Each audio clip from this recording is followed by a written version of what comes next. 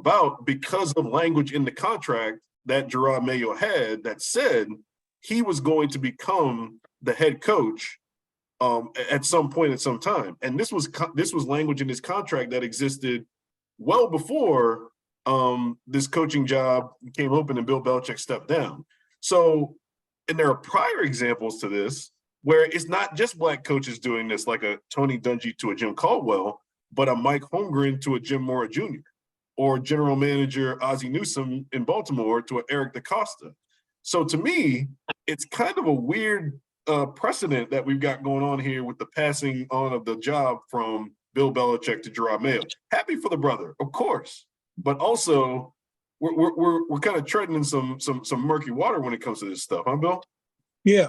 I mean, like you said, Eric, yeah, I'm happy for Jerod Mayo, but I'm not happy at all about the precedent. We always talk about this old boy network, and that's what we're talking about. I mean, okay, if Jerod Mayo were white, we'd be up in arms. I mean, we would be saying, what are you guys talking about? You can't do that. You're supposed to interview minority candidates. And they could even, so we're giving the Patriots a pass because it's a brother who gets hired. But systemically, this sets all types of terrible precedents. The next time a white GM hands a job to a white coach, or I don't know, man. It's a dilemma because, like you said, I'm happy for Jerod Mayo because he's a brother, but I'm not happy about the precedent this sets. I just don't know if any good could come out of this long term for us, meaning black folks. Yeah, I understand what you're saying, Bill, and it does probably set a terrible precedent going forward because now probably every coach in waiting is going to get some type of language in their contract to reflect that they want the job once the coach leaves as well. Right. But the first thing that came to my mind when I heard about all of this is, one, reparations. We're finally going to reach the mountaintop. Everything that benefited white men before is now going to benefit us because Jerod Mayo got this job. Two, shout out to Jerod Mayo's agent, I'm assuming, who got that language put in there, because if not for that, then he would have had to go through this coaching carousel hiring thing. And who knows? What's his name? Mike Vrabel might have gotten a job through that. So good for him. But at the end of the day, I can't be mad at this. Like, again, it might not benefit black men going forward, but for the one time in NFL history, the black coach actually got a leg up on everyone, and all the benefits that white men from, as you said, Bill, this old boys network and networking, all this other stuff, and countlessly being black coaches being black coaches interviewing for jobs that were already given to someone ahead of time. That's happened to a lot of us. We go through the interview process. We thought we did really well. We got along with the person that we were talking to, and then you walk out the door and you realize, oh no, they was going to hire this dude no matter what, right? It's happened to me before. It's happened to me at ESPN. So this is something well known. And for the first time, I feel like the black guy benefits from it. So I really can't be mad at it, even though I know for certain that a year from now, some other coordinator is going to have that contract language, and any brother who does interview for this because of the Rooney Rule is definitely not going to get that job. But what does this do to Brian? I mean, that's exactly Brian Flores' suit. His suit was that he was a victim of the old boys network, that they had already, he got a sham interview, and that Bill Belichick called him to congratulate him. Then he realized he had screwed up because it wasn't him at all. So, the NFL can now say, well, hey, come on, Brian. I mean, look, we got Jerod Mayo, he got the job. So I'm with you, Martenzie, that, and I guess we have to look at it like we're always in survival mode. Let's deal with the here and now. We got this job. Great. Yeah. Now, the other thing too, though, you guys, is that it's also bad news too, because they said you never want to follow the legend. You want to follow the guy who follows the legend, because there's no way that Jerod Mayo with Bailey Zappi and the other boy from Alabama, Mac Jones.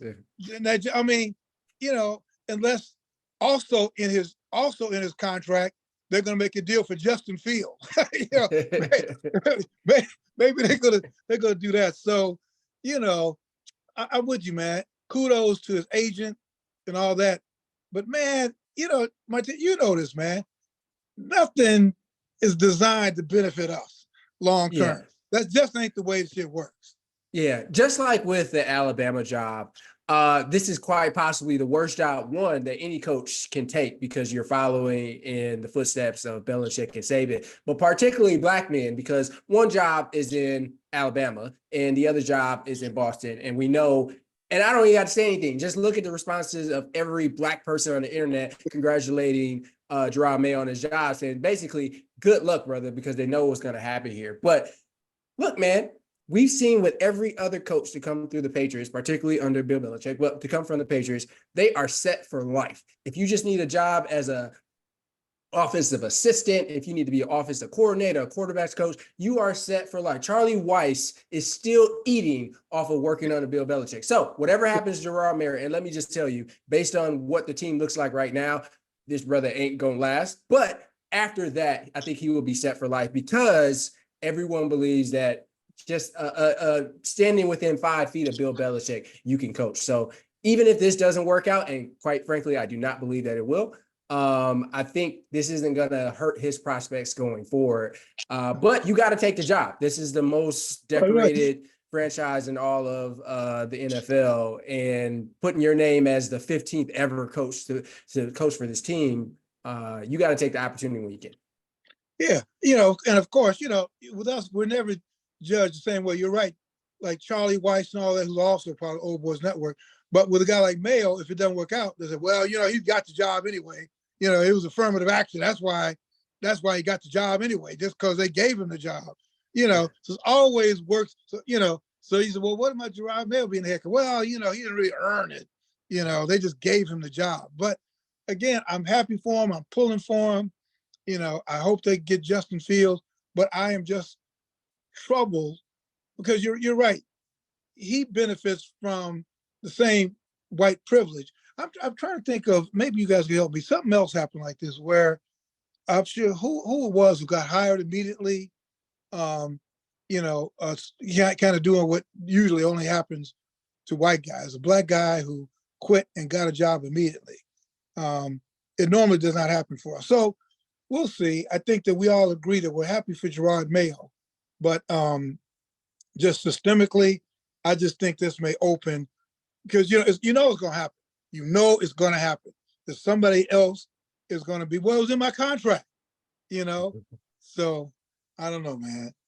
I think all we agree is that good luck, Jerod Mayo, and congratulations. But I don't know, man. The odds are Jerod Mayo and Kalen DeBoer are probably going to get fired at some point. They're not going to be 15 to 20-year guys like Nick Saban and Bill Belichick. That's not how this usually works. Usually you're getting your other guys. You're getting your Ron Rivera's, sorry, Ron, or whoever else. Dennis Allen. That's me wishful thinking as a Saints fan. But thanks for joining us. Be sure to check out Andscape.com. Martenzie wrote a great piece on the rarity of the black quarterback and coach combination in the NFL playoffs. CJ Stroud, D'Amico Ryans. Thank God D'Amico Ryans did not go to Alabama. Save his soul.